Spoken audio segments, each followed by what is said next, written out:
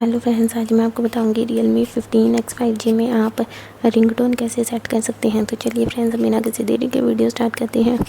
तो इसके लिए आपको सबसे पहले फ़ोन की सेटिंग्स में जाना है और यहाँ पर आपको साउंड एंड वाइब्रेशन पर क्लिक कर देना है।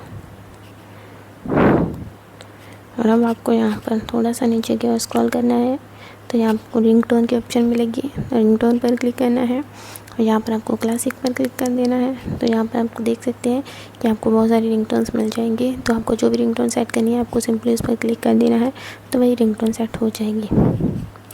अगर आपको अपने फ़ोन की इंटरनल स्टोरेज से कोई सॉन्ग या म्यूज़िक जो आपने डाउनलोड कर रखा है वहाँ से रिंगटोन सेट करनी है, तो आपको एक बार बैक आना है और यहाँ पर ऑन दिस डिवाइस पर क्लिक कर देना है।